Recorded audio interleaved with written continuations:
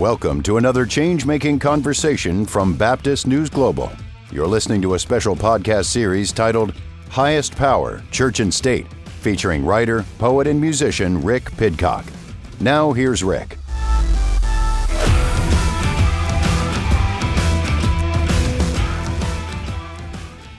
Don't forget, MAGA was my idea. MAGA was nobody else's idea. I know what MAGA wants better than anybody else, and MAGA wants to see our country thrive. Trump says MAGA was his idea and that he knows what MAGA wants. Of course, that was another lie because Ronald Reagan said, "Let's make America great again," decades ago. But to what MAGA wants, that's complicated these days. During the 2024 campaign, MAGA claimed they wanted the Epstein files released. Here was Vice President J.D. Vance, FBI Director Kash Patel, and FBI Deputy Director Dan Bongino before they were part of the Trump administration. Release the list.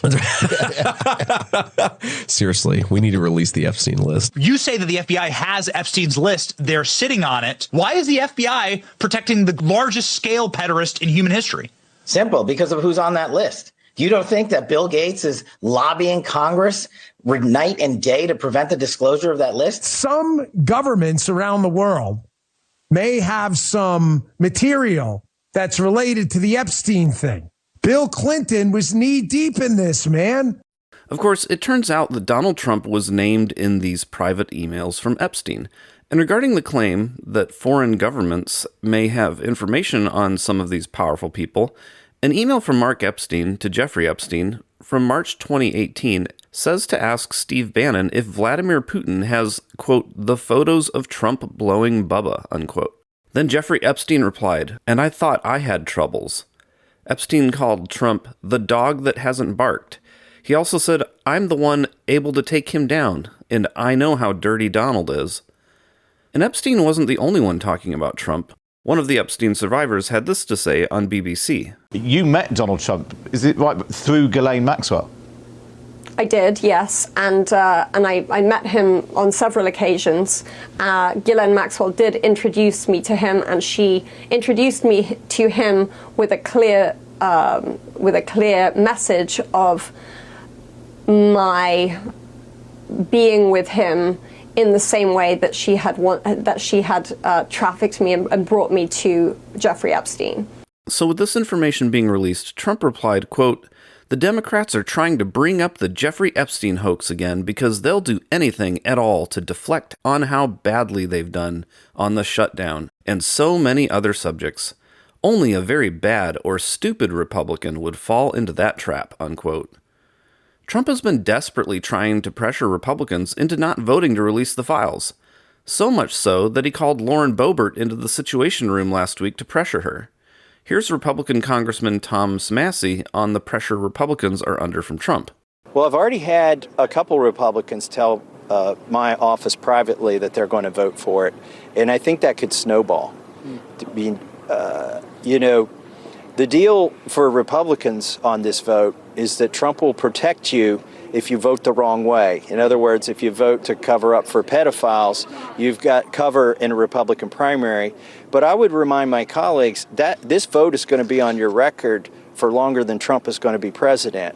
And what are you going to do in 2028 and 2030 when you're in a debate, either with a Republican or a Democrat, and they say, "How can we trust you? You covered up for a pedophile back in 2025. Thankfully, Boebert didn't cave, and neither did Marjorie Taylor Greene.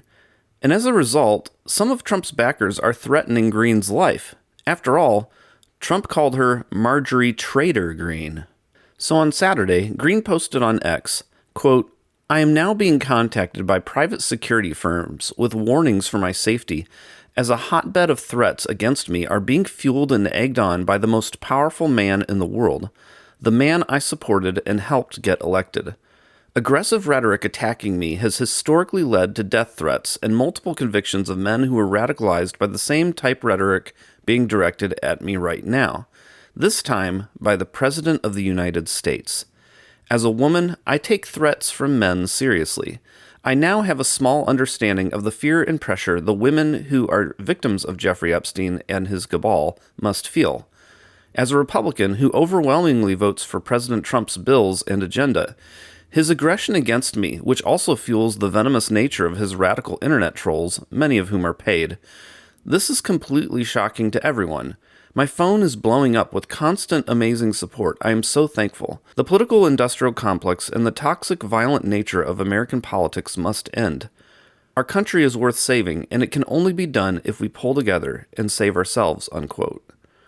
Whether or not one trusts Green is one question. Of course, she's still going to support harmful policies. But she at least demonstrated some level of humility in an interview with CNN's Dana Bash that is rare from the right. You posted on X that President Trump is, with his comments, fueling a, quote, hotbed of threats against you. Obviously, any threats to your safety are completely unacceptable. But we have seen these kinds of attacks or criticism from the president at other people. It's not new. And with respect, I haven't heard you speak out about it until it was directed at you. Dana, I think that's fair criticism. And I would like to say humbly, I'm sorry for taking part in the toxic politics. It's very bad for our country. And it's been something I've thought about a lot, especially since Charlie Kirk was assassinated, is that I'm only responsible for myself and my own words and actions.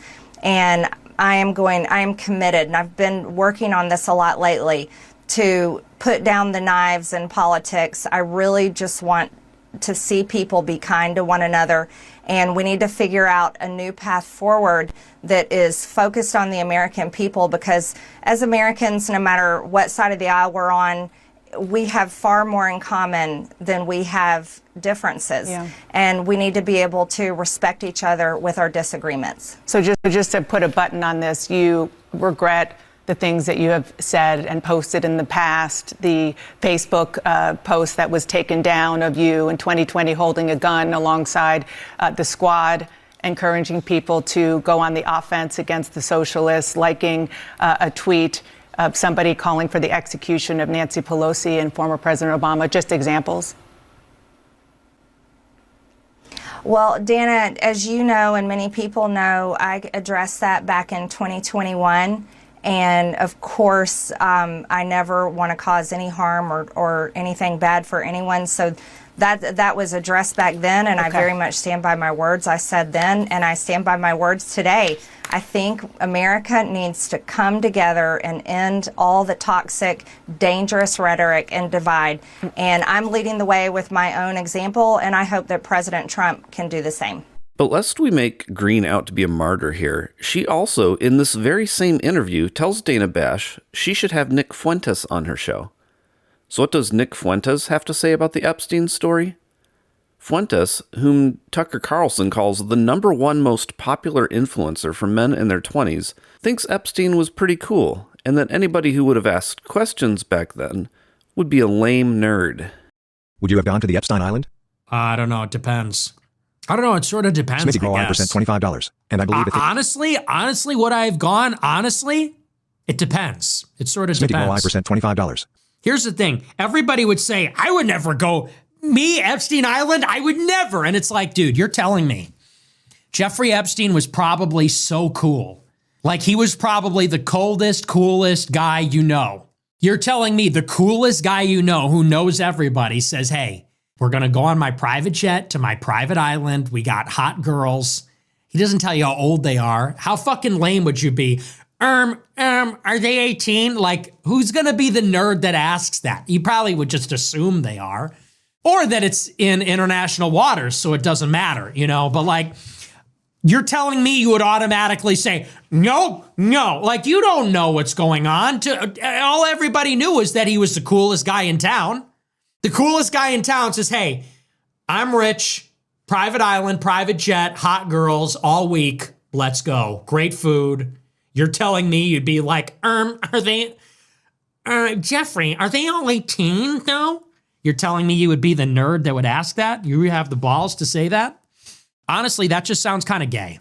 The most popular influencer for men in their 20s is normalizing being sexually involved with minors.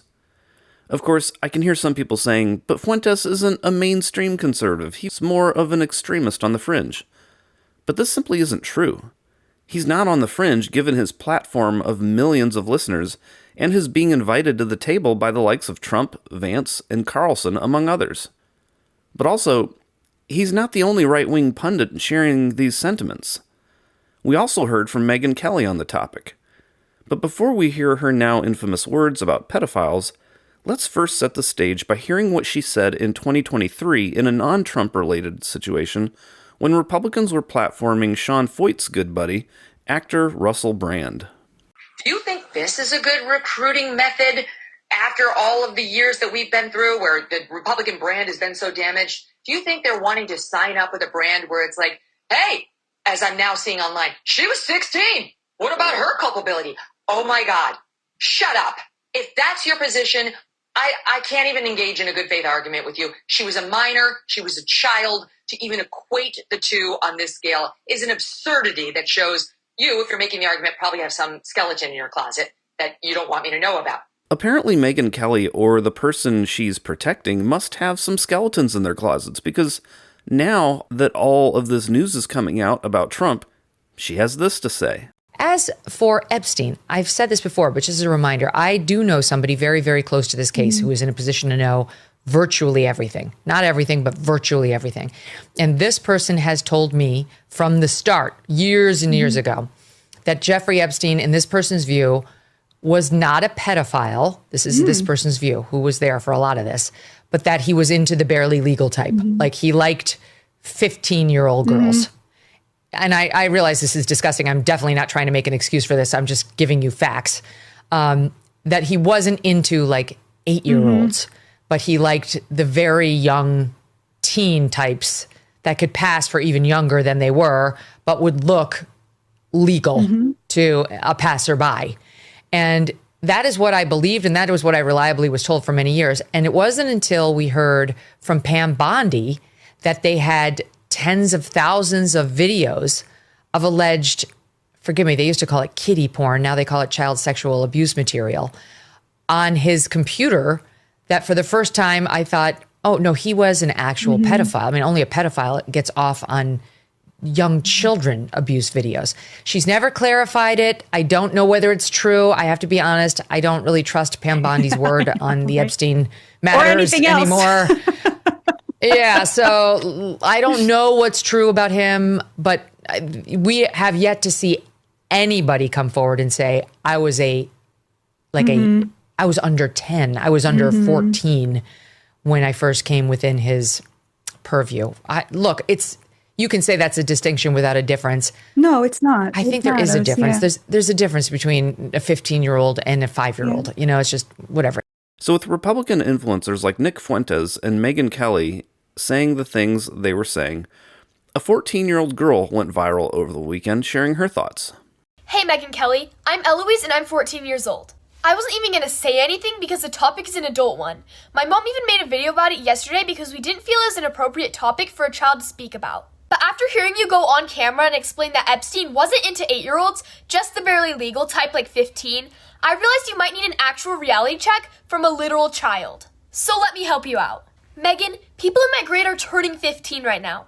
Some of us still have baby faces. Some of us still have braces. Some of us still call our parents when we're scared at night.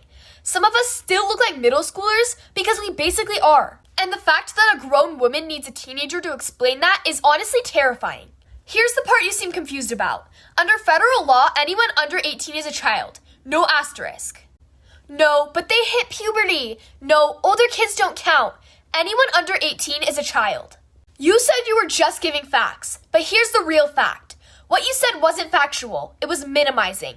It was making abuse sound like a technicality.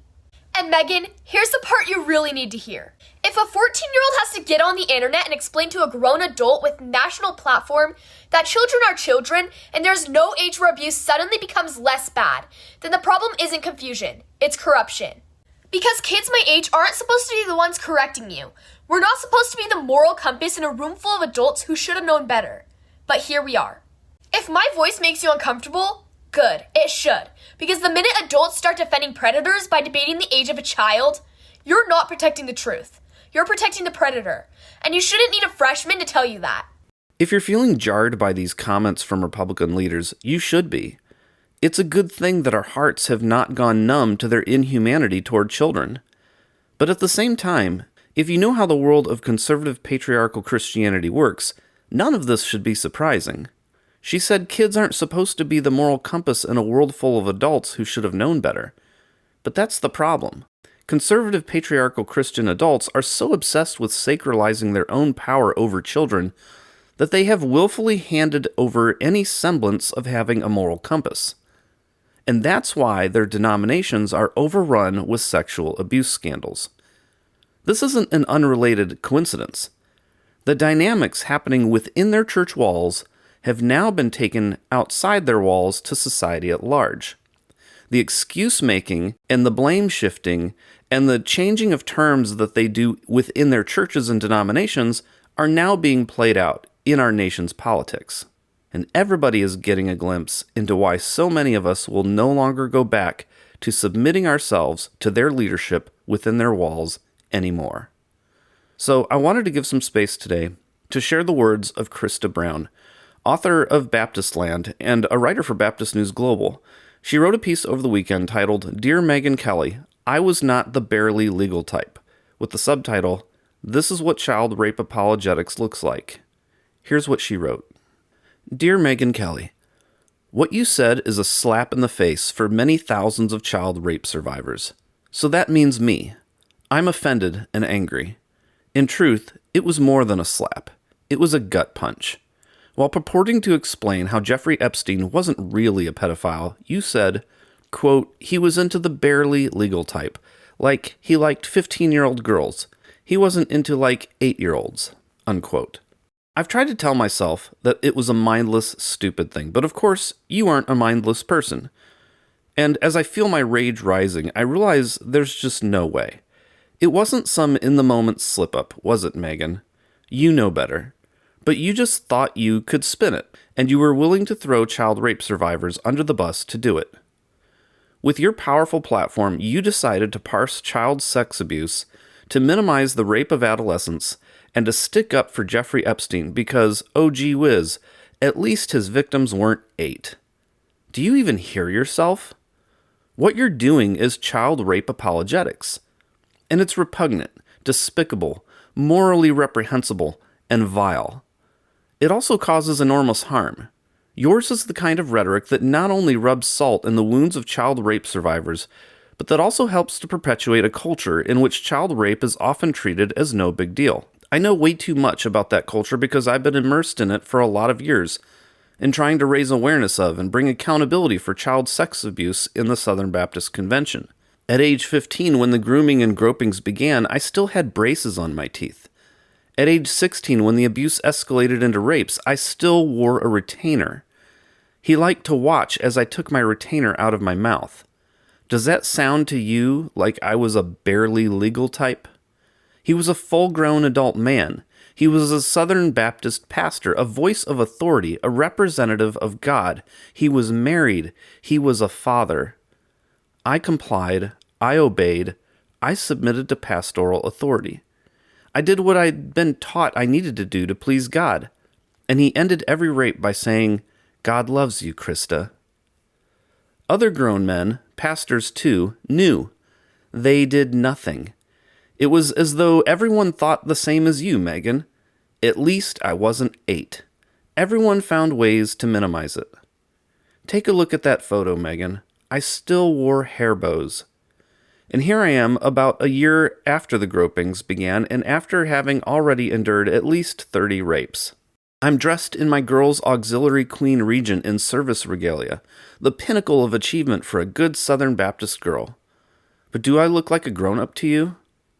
I was not the barely legal type. I was a child. I was naive. I was trusting. I was faith-filled. And he wielded my faith against me as a weapon. Of course, that's what child predators do. They find a child's vulnerability and they manipulate and exploit it. If you would educate yourself a bit on the grooming process, maybe you would better understand this. Always and unrelentingly, I hope with all my heart that no other child will experience the horror of what was done to me, and yet I also wonder how you would feel if such a thing was done to a child you know and love. Would you say, at least she wasn't 8? I hope not. The pain and horror of what was done to me as a kid is forever lodged in my mind and in my body. This is what child rape does to its victims. Except really, it's far, far worse than I can ever express. No matter how hard I try, I find that words are never adequate to reflect the reality of the sordid Technicolor reels that live in my head.